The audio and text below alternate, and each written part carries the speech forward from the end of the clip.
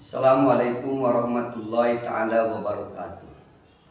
Pada kesempatan kali ini kita akan coba membahas tentang hijab ataupun kerudung menutup aurat bagian kepala khususnya bagi perempuan yang notabene menjadi permasalahan bagi kaum wanita milenial, menganggap bahwa hijab ataupun kerudung tersebut ataupun kebiasaan, apakah itu di kerudung itu menjadi tradisi atau memang kewajiban. Nah, di sini dibahas dalam kitab Adabul Islam fi Nidaumil Usrah. Al-hijabu laisa huwa sababal hajimah. Dalam bab hijab itu adalah bukan sesuatu sebab yang menjadikan daripada kekalahan bagi seorang perempuan. Yadunu ba'dul jahlah annal hijaba qaidun lil mar'ati. Berpraduga sebagian orang-orang yang bodoh sesungguhnya hijab ataupun menutup daripada kepala tersebut qaidun lil mar'ati menjadi salah satu pengekang bagi perempuan, khususnya para perempuan milenial, golongan wanita-wanita muda yang mengikuti berkiblat kepada peradaban wanita-wanita barat, yang melihat kemolekannya, mempertontonkan lekuk badannya dan hal yang lainnya yang menjadi gangguan daripada kebiasaan bahkan kewajiban dari syariat Islam. Wanidomun sakilun, dan hijab juga menurut sebagian orang bodoh adalah pelaturan yang sangat memberatkan. Wa adatun qadimatun, dan kebiasaan yang telah lalu. Itu orang yang memakai hijab dipandang orang yang ketinggalan zaman. Ya asababu fit ta'akhiril ladzi yastaqi minhul al-mutafakkiruna muslimun, dan itu menjadi sebab terakhir yang menjadi para pemikir-pemikir orang muslim. Wa annahu isti'badun lil mar'ati, dan bahkan paling jeleknya bahwa hijab tersebut menjadikan salah satu alasan mungkin adanya perbudakan bagi perempuan. Wa ajlun laha anil alami, dan mengucilkan perempuan tersebut dari alam bebas. Jadi kebiasaan dari orang-orang sekarang berpikirnya mungkin hanya sepintas tanpa melihat bagaimana perjuangan Islam, maka akan melihat ketika wanita memakai kerudung ataupun memakai hijab, itu adalah salah satu bentuk perbudakan bagi perempuan yang mengucilkan dari dunia luar, kemudian pengekangan bagi seorang perempuan, dan wa adatun qadimatun, dianggap adat kebiasaan yang sudah lalu, tertinggal, tidak kekinian, tidak sesuai dengan kemajuan zaman. Wa min hadhihi dakwah wa nuqtah, dan dari pengajuan hal ini dan persoalan ini, intolakot al fitnatu panjaroba waro'aha manjaroba wa baqiya man hafidallahu wa taraddada min tahayyurin. Dari pengajuan ataupun persoalan di sini, maka terjadilah fitnah, kemudian terhanyutlah orang-orang yang terbawa fitnah-fitnah tersebut, dan tetaplah orang yang mendapatkan perlindungan dari Allah, wa taraddada min tahayyurin, dan kemudian mereka terjadi kemangmangan, kegamangan, kebingungan dari memutuskan apakah mengikuti aturan syariat, yaitu menggunakan hijab bagi para perempuan untuk menutup aurat rambutnya, ataupun mengikuti kebebasan zaman. Wal waqi'u annal islama huwa alladhi harraral mar'atu amma wa huwa alladhi lahu 'alaiha fadlul 'adim wal minnatul kubra. Dan yang terjadi sebetulnya Islam telah memerdekakan, melepaskan wanita secara umumnya. Bahwa alladzi alayya al-fadlul adim, maka dari pembebasan wanita tersebut Islam memposisikan seorang wanita kedudukan yang mulia, wal minnatul kubra, dan karunia yang besar. Bagaimana kita coba menjelaskan permasalahan perempuan pada zaman-zaman tempo dahulu sebelum Islam datang membawa syariat, mengangkat derajat wanita, kemudian membebaskan wanita dari pengekangan-pengekangan. Laqad kana halul mar'ati fil jahiliyah hala buksi wadillah wa hawanin, dan sudah diketahui, sudah terjadi ketika wanita pada masa jahiliyah halal buksi, wanita mempunyai hal-hal yang buruk, wadilah, dan kehinaan, wahawanin, dan penghinaan. Laqad amilul mar'ata kasawaim, mereka laki-laki pada zaman dahulu, zaman jahiliyah, sudah memperlakukan wanita seperti binatang ternak. Laksana binatang ternak apabila memang diharapkan, diinginkan, dibawa.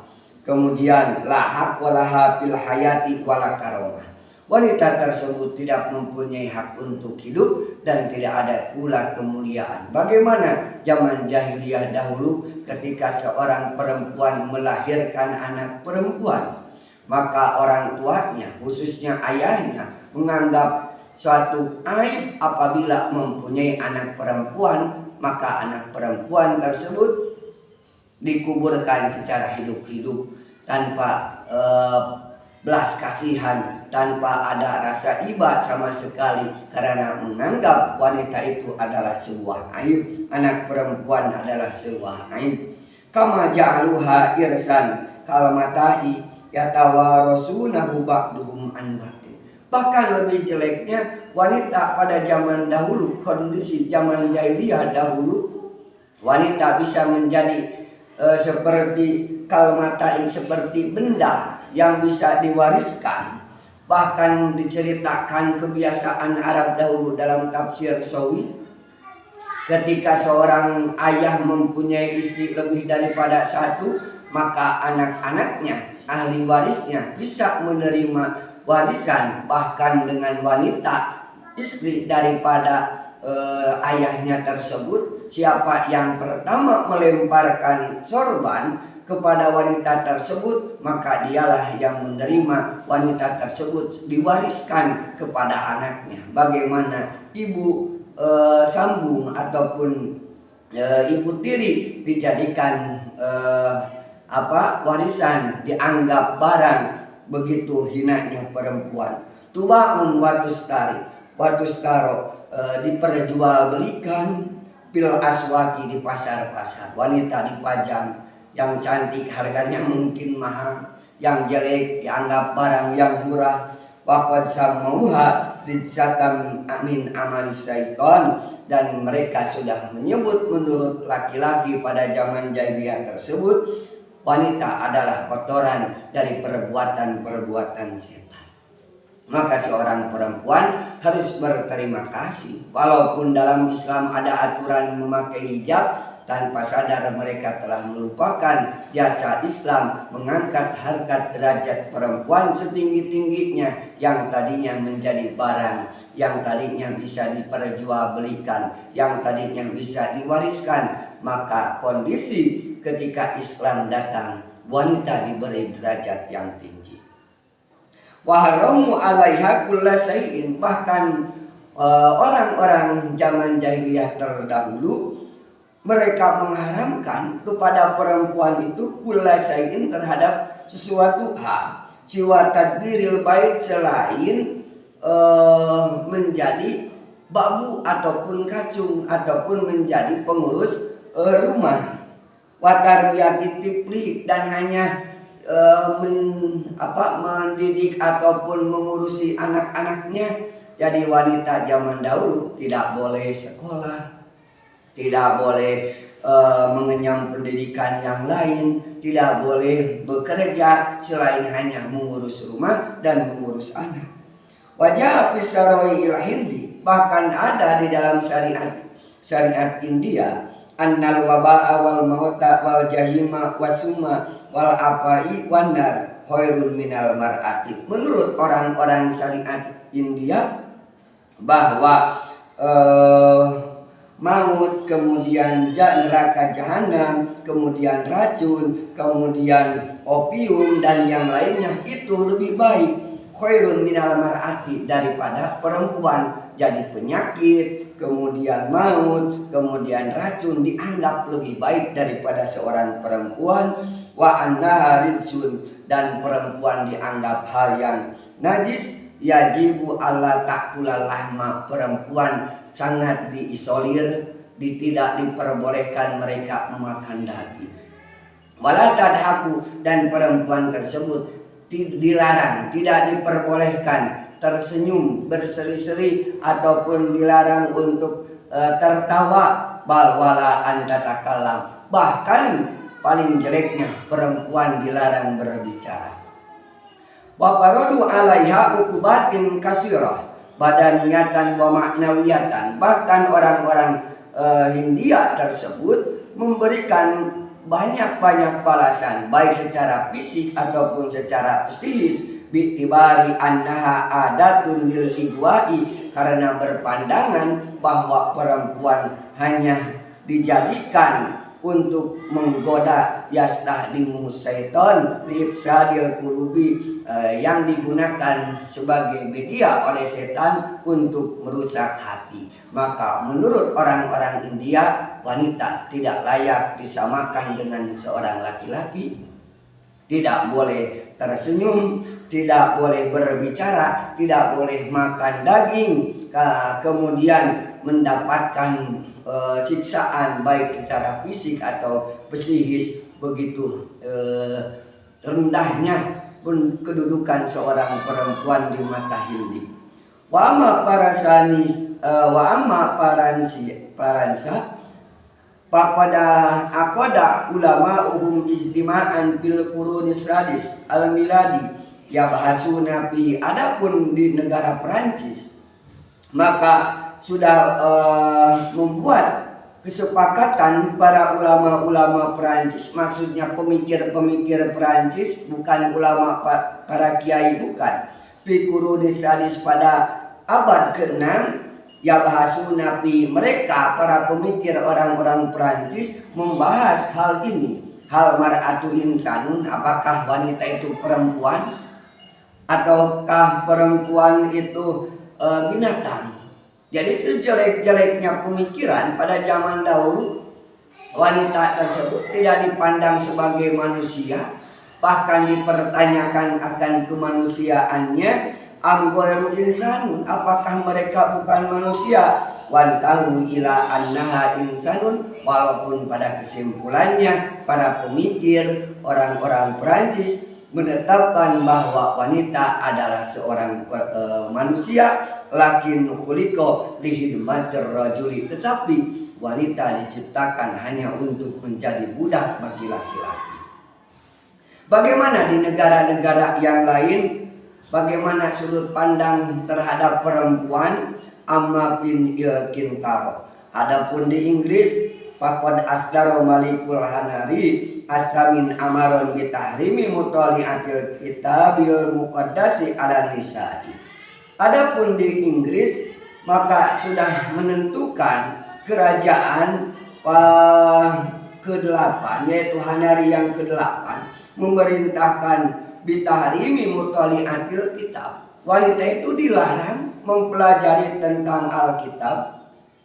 Kama anna nisa'a kunna ghairu ma'dudati minal mawatin, sebagaimana perempuan maka tidak boleh melebihi menjadi dominan di suatu negara-negara. Jadi perempuan di zaman dahulu sangat dikucilkan, sangat ditindas, sangat dihina, bahkan harus menjadi kaum minoritas. Walahakkolahunna pitamaluki, dan mereka perempuan menurut orang-orang Inggris, khususnya Raja Inggris, dipandang pada zaman dahulu tidak boleh menduduki suatu jabatan kepemimpinan, wala limalabisihinna wala li amwalillati yaktasibnaha bi'araqil janin, dan perempuan tidak diberikan hak untuk pakaiannya, hartanya yang dicarinya, yang dikasabnya bi'araqil janini, dengan cara mengucurkan daripada pengorbanan perempuan tersebut. Jadi ini yaitu kedua pihak dari perempuan tidak dipandang pakaiannya, hartanya, tidak boleh menduduki suatu jabatan karena perempuan dianggap hina. Jadi para perempuan milenial, Anda sadar Islam tidak pernah mengekang Anda. Islam telah membebaskan Anda dari masa perbudakan, di mana golongan Romawi dahulu wanita diperjualbelikan. Kemudian menurut di sini dari kitab ini, Perancis berpikiran Anda tidak boleh menduduki suatu jabatan. Kemudian di Hindia sangat begitu hina, Anda tidak boleh memakan daging, tidak boleh berseri-seri tersenyum, bahkan tidak diperkenankan berbicara. Nah, maka bersyukurlah, ikutilah aturan syariat agama Islam, walaupun mungkin Anda merasa dengan pakaian, dengan cara berpakaian menutup aurat di Islam, Anda tidak bisa mengikuti fashion orang-orang barat sana, perempuan luar negeri sana yang mempertontonkan kemolekan tubuhnya, memperlihatkan lekuk daripada tubuhnya, diperlihatkan sebebas-bebasnya. Justru Anda harus berterima kasih dengan syariat Islam datang membebaskan Anda dan memuliakan. Jadi mohon maaf, barang yang dikemas itu yang mahal, barang yang terbuka itu adalah barang yang murahan. Contoh misalnya ada barang yang diobral, diperjualbelikan, misalnya 20.000 3, 20.000 5, kemudian diangkat, dilempar-lempar, itu kan barang murahan tanpa ada kemasan. Tetapi barang yang dikemas dengan baik, dengan rapi, dengan kemasan yang cukup menarik, maka itu yang disebut barang yang berharga. Islam khususnya mendatangkan perempuan untuk menjadi lebih berharga. Bagaimana ada surah An-Nisa dalam Al-Quran itu mengangkat derajat daripada perempuan. Amal Islam fa innahu huwallazi rafa'a 'anil mar'atil khaifa wa dhulma wa rafa'aha ila makanin 'aliyatin. Adapun Islam maka telah mengangkat perempuan dari rasa takut dan kedoliman, wa rafa'aha ila makanin 'aliyatin, dan sudah memposisikan perempuan ke tempat setinggi-tingginya, lam tasil ilaiha fi akhirit tatwiratil Madinah, yang tidak ada pada zamannya, pada masanya yang memposisikan perempuan di penjuru dunia. Al-Islam huwa alladhi a'lana annal mar'ata ahadul unsurain. Islam melihat tinggi kedudukan perempuan, annal mar'ata ahadul unsuraini, wanita adalah salah satu daripada dua unsur alladaini takasaro minhumal insan. Insan melihat perempuan adalah salah satu bagian daripada manusia. Bisa ada terjadinya perkembangan manusia, bertambahnya manusia karena ada perempuan. Satu unsur laki-laki, satu unsur perempuan, maka laki-laki tidak bisa melahirkan anak. Maka Islam memposisikan satu derajat, satu tingkatan antara laki-laki dan perempuan, kecuali dalam hal-hal tertentu. Untuk memimpin dalam rumah tangga biasanya oleh Islam dipercayakan kepada laki-laki. Kenapa? Karena laki-laki biasanya memang lebih pandai mencari rezeki, mencari kasab. Yang lain daripada itu, ada juga mungkin perempuan yang sekarang menduduki jabatan, menduduki kepemimpinan, menduduki pekerjaan yang lebih layak. Ini jasa siapa? Jasa Islam datang mengangkat derajat perempuan, wa ja'ala dzalika nikmatan wa minnatan, dan menjadikan hal tersebut menjadi satu nikmat dan karunia. Kama qala ta'ala, ya ayyuhan nasu taqu rabbakumul ladzi khalaqakum min nafsin wahidah wa khalaqa minha zawjaha wa bassa minhuma rijalan katsira wa nisaa. Wahai orang-orang yang bertakwalah, takutlah kalian akan Tuhan kalian yang telah menciptakan dari asalnya kalian yang satu, dari yang satu yaitu Nabi Adam alaihissalam, wa khalaqa minha zawjaha, dan Allah menjadikan dari Adam tersebut, dari yang satu tersebut, pasangannya yaitu Babu Hawa, wa batsa minhuma rijalan katsira wa nisaa, sehingga menyebarlah golongan laki-laki dan perempuan yang banyak karena ada wa khalaqa minha zawjaha. Kalau hanya Nabi Adam yang diciptakan, mungkin kita tidak akan ditemukan, karena Nabi Adam ditentukan tidak mempunyai janin, kemudian tidak punya bisa hamil, maka ketentuannya diciptakanlah Babu Hawa sebagai penyeimbang dan menghasilkan keturunan laki-laki dan perempuan. Jadi umat Islam melihat daripada kewajiban memakai hijab, jangan hanya melihat karena gayanya saja, bukan hanya karena melihat keterbelakangan karena peradaban barat, kemudian cara berpakaian pada umumnya, tapi lihatlah bagaimana Islam telah menentukan perempuan, telah memposisikan Anda para perempuan dalam posisi yang semulia-mulianya, dihormati, kemudian disegani. Bagaimana hadis seorang anak bertanya kepada Rasulullah, ya Rasulullah, siapakah yang harus saya hormati? Ummuka, ibumu. Maka baru yang keempatnya abuka, ayahmu. Maka ini menunjukkan derajat seorang ibu, yaitu seorang perempuan mulia di pandangan Islam. Ikuti saja aturan syariat Islam, pakailah kerudung, karena kerudung seyogyanya adalah kemasan terbaik bagi seorang perempuan. Aturan memakai hijab sesuai dengan keinginan ataupun cita-cita mengangkat derajat seorang perempuan menurut Islam. Mudah-mudahan menjadi motivasi bagi para perempuan untuk mengikuti aturan berpakaian menurut syariat Islam. Sekian, assalamualaikum warahmatullahi wabarakatuh.